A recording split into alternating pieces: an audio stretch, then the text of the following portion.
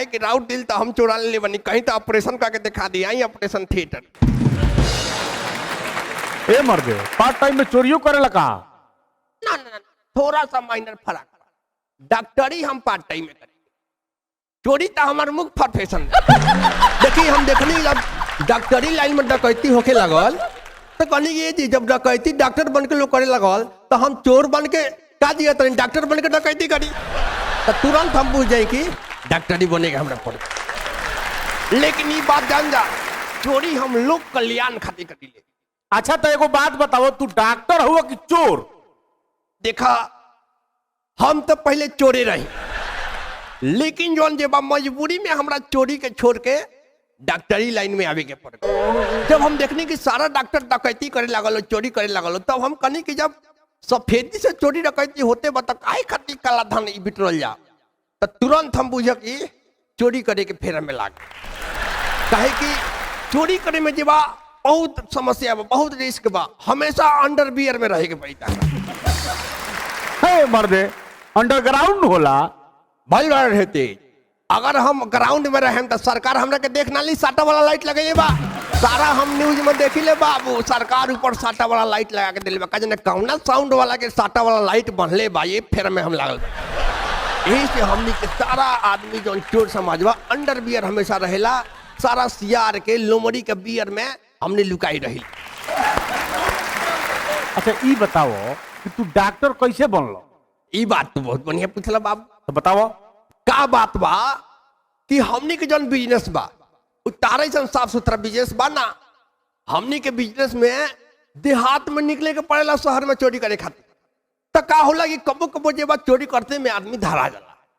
और जब हमनी के चोरी करते में धरा जानी सा बाबू तो पब्लिक बहुत प्यार दुलार देला, हम बहुत प्यार दुलार देला। आतना ना प्यार दुलार दे देला कि 2-4-5 दिन हमनी के एकदम बढ़िया गद्दा पर हॉस्पिटल में सुते के पड़े। अब पूछ जाए कि वो सिचुएशन में हमने के बहुत डॉक्टर के भरने से बहुत डॉक्टरी में पैसा गए हमने के तब पूछ जाए कि प्रत्येक टका के 100 टका देते रहे हम। तब जाके हमने के पूरा चोर समाज के एगो अंडरवियर मीटिंग भइल हाई कमांड।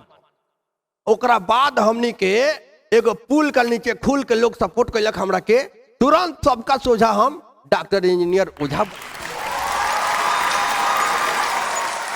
अरे महाराज तो डॉक्टर हम इंजीनियर काहे बननी? इंजीनियर इंजीनियर ना रहे तो काल भले हमरा मोटरसाइकिल के लॉक टूर के चोरी करे के रही तो इंजीनियर वाला दिमाग लगाए के पड़ी जी। मुझे डॉक्टरी से काम चली वो से हम इंजीनियरिंग के दिमाग लगैनी, इंजीनियरिंग भी कैनी हम मोटरसाइकिल के लॉक टूरे खातिर। तो फिर ओझा काहे के बन? बहुत बढ़िया प्रश्न तू कैला। ओझा भी हमरा बने के पड़ गए। का भइल कि जब चोरी बढ़े लगल गांव समाज में चारों तरफ चोरी के हमने के प्रकोप फैला देनी सब तब का भइल कि लोग ओझा बुलावे लगल बाहर से, बाहरी ओझा आवे लगल से जानकार और लगल से कटोरा हकवावे। एगो कटोरा तो हमारा पीछा लागल रहे पूरा, हम भागत नहीं कटोरा पीछे दौड़ता, हम भागत नहीं कटोरा पीछे दौड़ता एकदम। हम पूछा कि धाराए आए रहे तो तुरंत हम दिमाग लगन के आहे दादा हम तो चोरो नहीं हई और तुरंत कटोरे में चोरा के गायब कर। अब ओझा राम हमरा के चोर पकड़ता के कटोरे में गायब हो। ई सब बात बा। ओकरा बाद हमने कहीं से ना जी कहियो ना कहियो हमने धारा जान सब तो फिर वही पुल का नीचे लोग खुल के सपोर्ट कैलक और सबका सोझा हम बन गनी ओझा। ए महाराज तो वो बड़ी खतरनाक आदमी बानी जी, तो इलाज के करी ले? इलाज अभी वो समस्या बताई तुरंत इलाज हो जाई रहू। हमार जो इलाज बा समस्या के अकॉर्डिंग होला।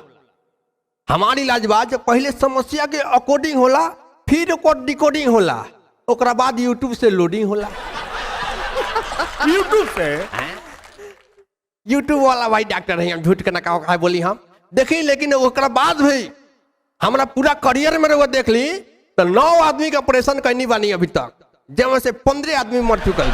9 आदमी? अरे बाप रे। 9 आदमी का 15 आदमी के हो जाई हो? 9 आदमी का ऑपरेशन करनी 15 आदमी मर गए। ठीक है ना? वो कैसे? देखी कुछ आदमी जेबा ऑपरेशन करते में मर जाला और कुछ आदमी सीए में मर जाला तो दोनों के एक में तो नहीं जुड़ सकता। अरे तो केहू जिंदा बाचल बा कि ना तारा क्लिनिक में से? हाई पूरा दुनिया जिंदा नहीं हुआ जी जे हमारा लगे नहीं क्या इलाज करावे हैं। तू घुमा तरह साक्षात आवा कब इलाज कर दी तोहरो। हमरा के तो बकसिए दो। देखो सब कोई मरिए ना जाला, कुछ लोग के पुणे में भी जन्म हो जाला। पूना में जन्म होला? हाँ, जब मरला के बाद फिर से जन्म होला तो ओकरा के पुणे में नहीं जन्म कहल जाला। अरे ओकरा के पुनर्जन्म कहल जाला। अच्छा हाँ, उहे पुनर में जन्म हो जाला। ठीक है, एकर पूछा कि हमरा लगे बहुत बढ़िया उदाहरण बा, एकदम तुम विश्वास कोई ना कर लगे पुणे में जन्म होने पुनर्जन्म होला, लेकिन हम प्रत्यक्ष देख ले बानी। का भइल, हमरा लगे एगो रोगी आयल, पहला दिन जब आयल ओकर पूरा परिवार हलवाल रहे, एकदम बाप बाप चिल्लाते रहे लोग कि डॉक्टर साहब रुआ देखी। जब हम रोगी के देखे गए नी, बाप बाप चिल्लाता, दादा दादा चिल्लाता, एकदम छटपटा रहल बा, एकदम पूछा कि मछली जैसा। हम देखनी तो कहनी बड़ी एकर सीरियस हालत बा। बम्बे बनारस से दौड़ के आ गए रहे लो वापस। अच्छा। तब इंजीनियर ओझा के खोजलक लो, डॉक्टर इंजीनियर ओझा के लगे आयल लो आ कहलक लो कर जोड़ के डॉक्टर साहब 55 लाख रुपया झोंका गइल बा, एकदम झोंका गइल बा। रउए अब कुछ करी, रौड़े इनका के पार घाट लगाई। तो कहनी कि एकदम बिल्कुल उनका से 3 लाख रुपया लेनी। अच्छा। 3 लाख रुपया लेनी आ एकदम इलाज में हाथ लगा दे।